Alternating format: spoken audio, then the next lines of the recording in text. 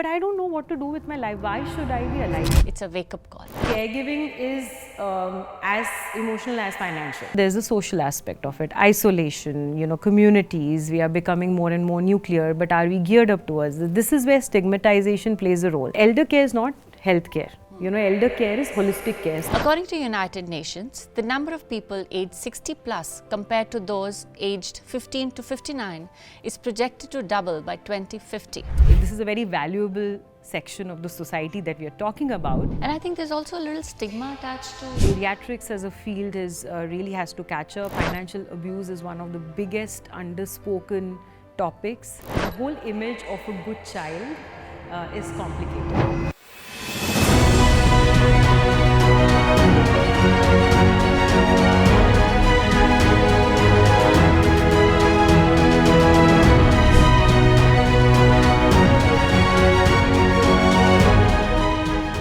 It's a problem because we have not planned for it. The whole conversations have changed around lifespan versus health span. We always emphasize on life insurance and how an early planning is never too late. Aging is no longer an abstract concept. Elder care as an industry is not really about just the silver economy, but it's so much to do with socialization. What do you think is the trigger, or what is that time when families should start planning for elder care for their parents, even for themselves? Giving a bath to a 90-year-old is very different from giving a bath to a 60-year-old. Everyone above 70 has one comorbidity or the other. 70% of elders have at least 2 comorbidities. Aging and aging with dignity is really important. Never too early to start for your financial planning, Blood tests हो गए, investigations हो गई, doctor के पास ले गए, ये हमारा टिक area है. Lot of elders like क्या करेंगे ठीक होके? Memory is a very big aspect that gets affected, so they may not recognize their children anymore. Boredom is often a symptom is a first trigger that I don't know what to do because I really can't engage independently. Plan for insurance, but also plan what happens after the insurance has done its bit. Thought we all have, I've planned for my retirement, I'm done. Mindset firstly needs to change. Is that what am I saving for? Whole financial fraud angle, right? So people misleading them because trust is so fragile, with elders.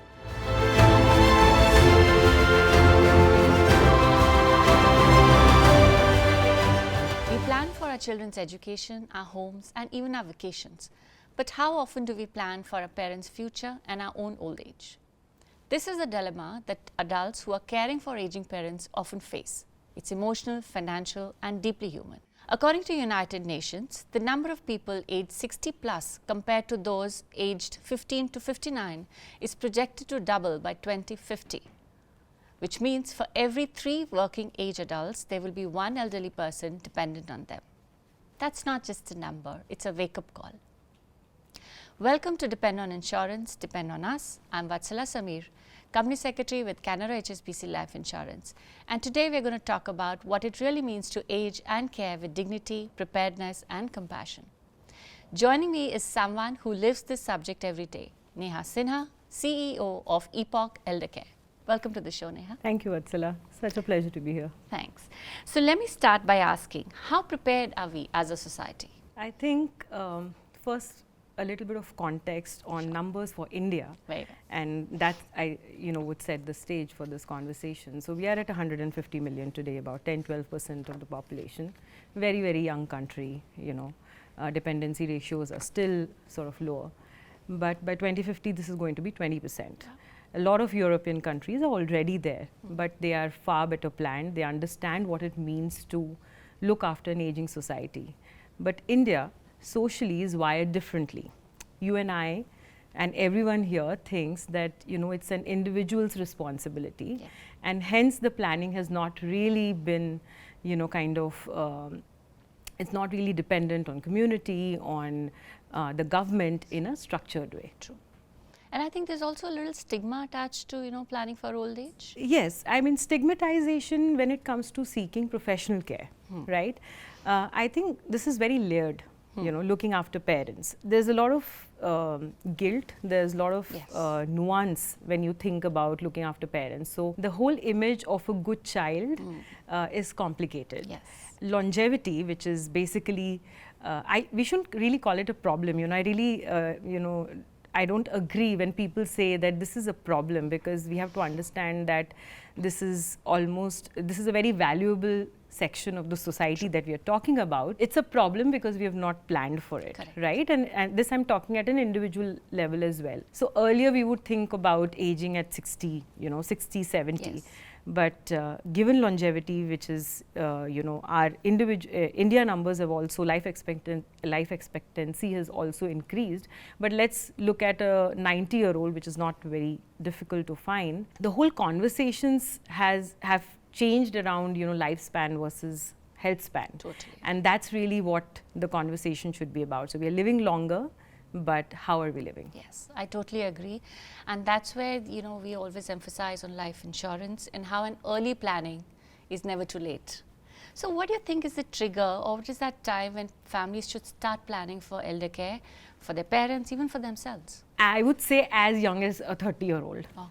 Really. What I mean to say is policy and planning has not caught up to biology, what I was referring to earlier. True. So I put it this way. The whole concept of retirement, I think, fundamentally needs to be relooked at, and each product needs to be designed that way. True. So we would have also heard our parents talk about retirement planning, which is basically just savings and pension.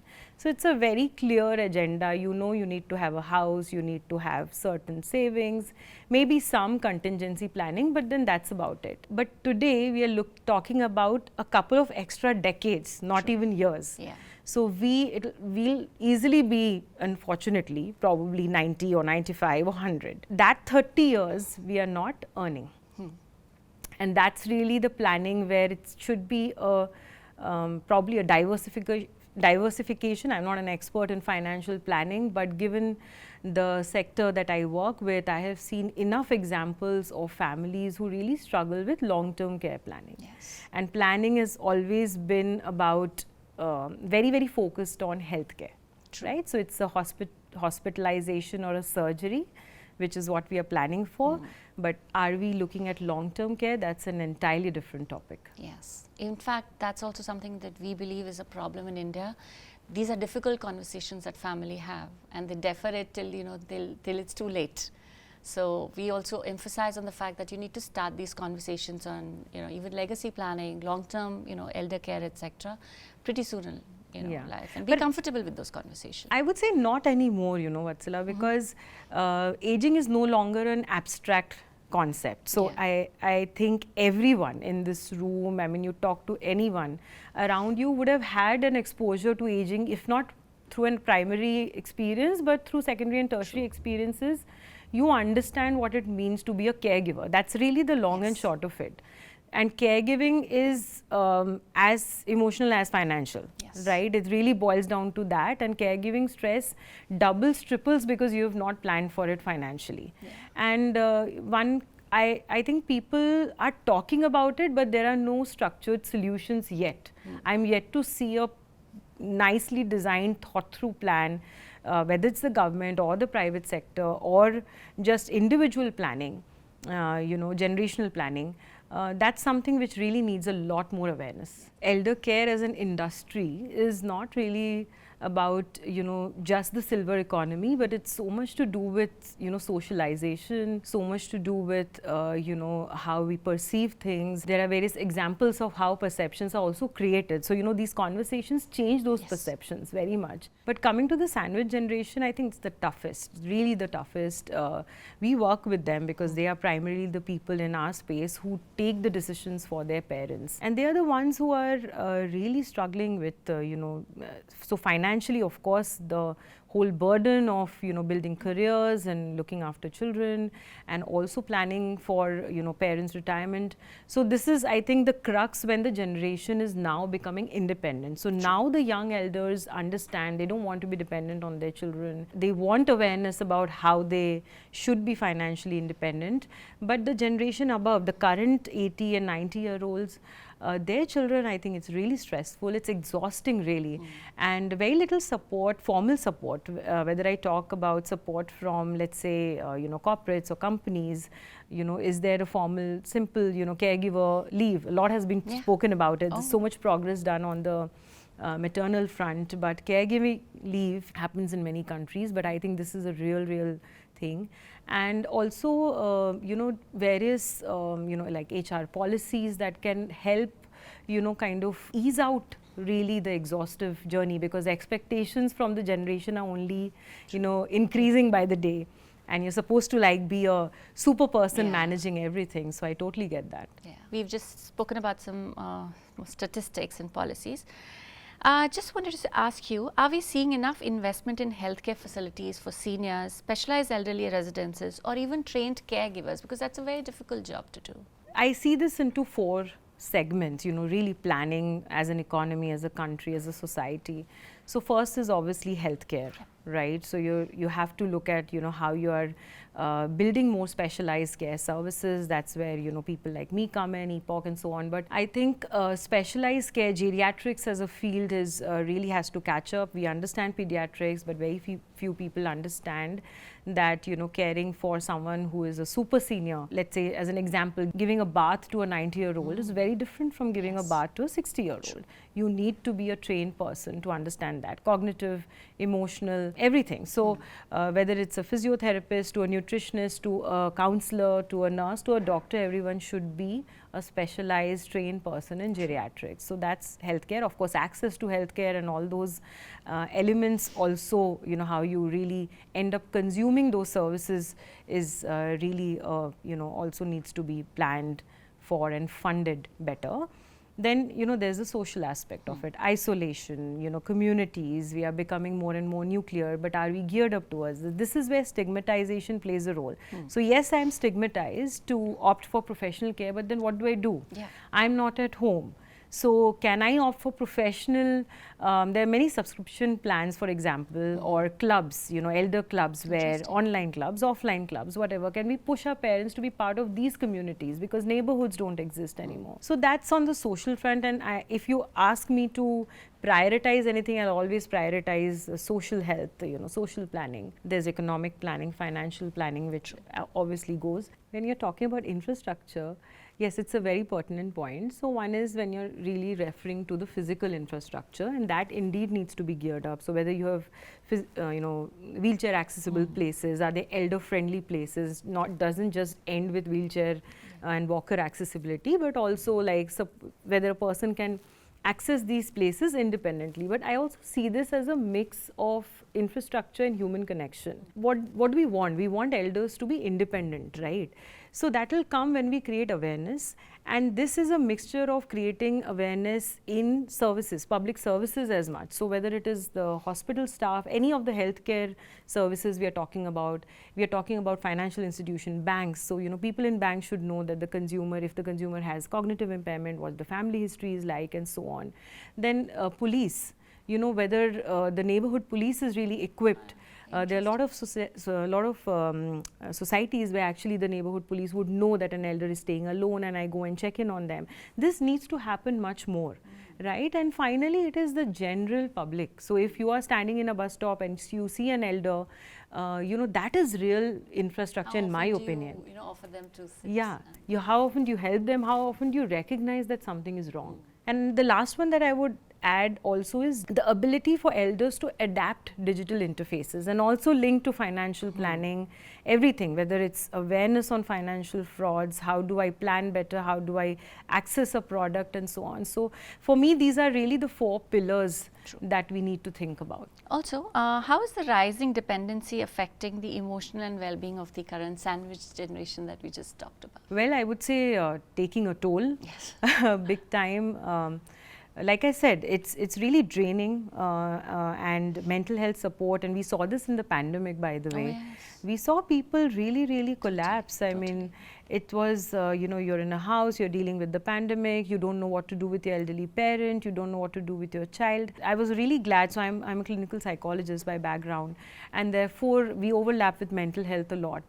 And a lot of people that's where the destigmatization happened, in the mental health space. I see so many people who very openly say that, yes, I have an appointment with my therapist, something which 6 years ago, unheard of. Yes. So there's a lot of hope, and it really happens when you set the right examples. True. So Neha, what was the trigger, and when did you decide that, elderly care is going to be your mission in life? I was very lucky, happened very early on in life. I think in my early 20s, been brought up by my grandparents, so always had a natural affinity to spend time with elders. When I started this, I had no idea I'll be so, I'll spend so much time and be so deeply passionate about it. Frankly, I started because I wanted to spend time with elders. Just, give them company. It was really a companionship provider earlier. Eventually, I realized that when there is a chronic condition that sets in, and India, that's a massive problem given genetics plus lifestyle deadly combination. So everyone above 70 has one comorbidity or the other. I mean, 70% of elders have at least 2 comorbidities. Reason why pandemic also hit us so bad. So when you have a chronic condition which lasts again decades, really takes away your quality of life. That's when I realized that, okay, I looked, thought about my grandparents and thought, if somebody is 85, has Parkinson's, has a post-stroke situation, what is the kind of life they're leading? True. So I want to change that. My mission is really to tell the world, tell this country that doesn't matter, even if you have a diagnosis, you can still lead a happy life. It is possible. True. A lot of elder care homes that I see these days are not the usual, one bed and one side table. There's vibrancy, there is a little, there's fun activities that are happening. It's not boring. It's not a typical 70s movie setup. And I think that's a conscious change that's happening, because aging with dignity is really important. Yeah. Your thoughts on that? I mean, you couldn't have put it any better. So the keyword over here is eldercare home, and as people who are building homes need to justify and really make it like home.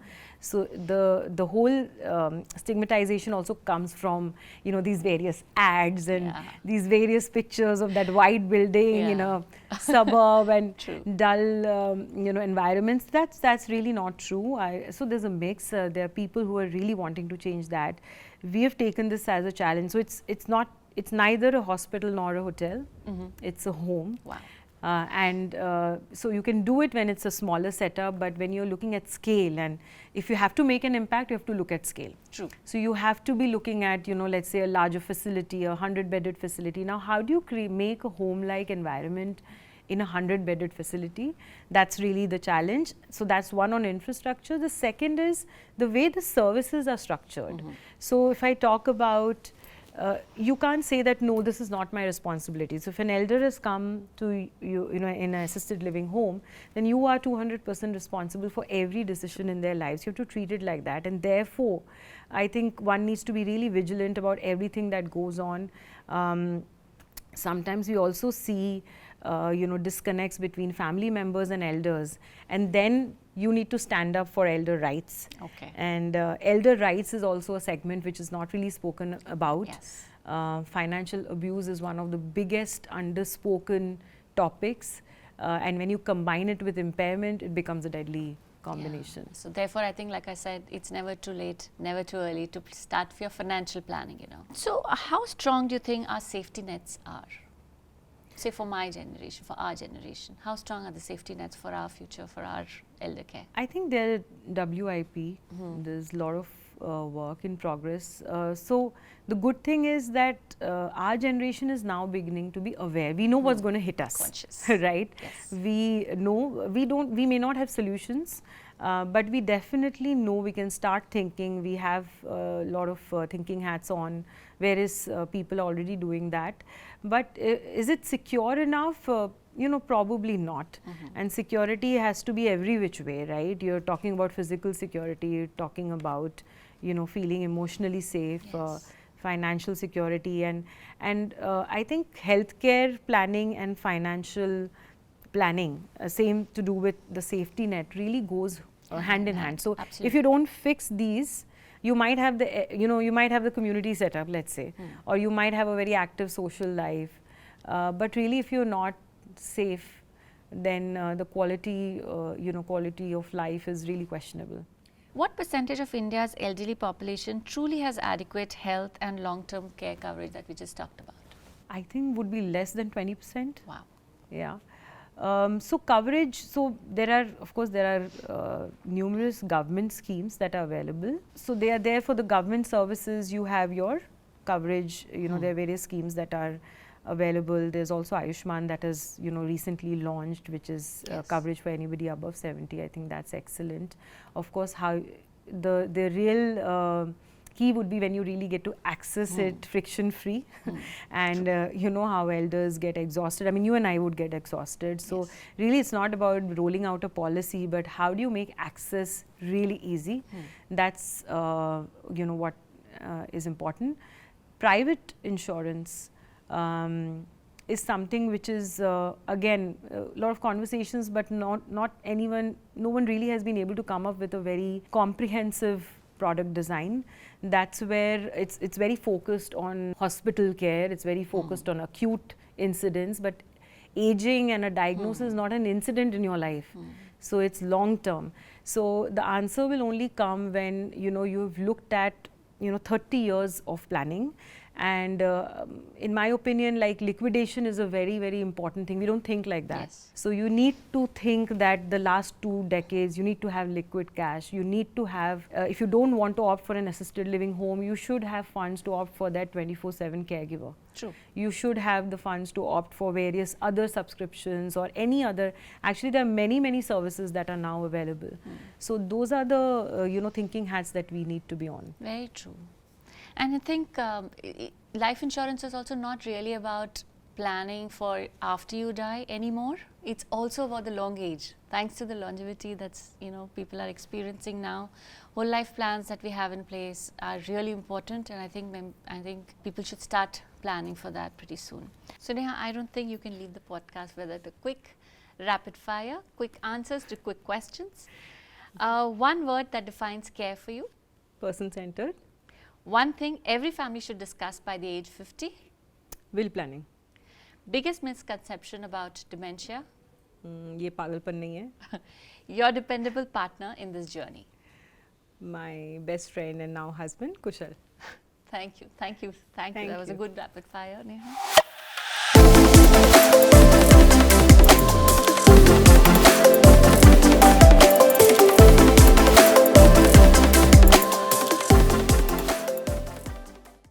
Canara HSBC Life Insurance. Promises का partner.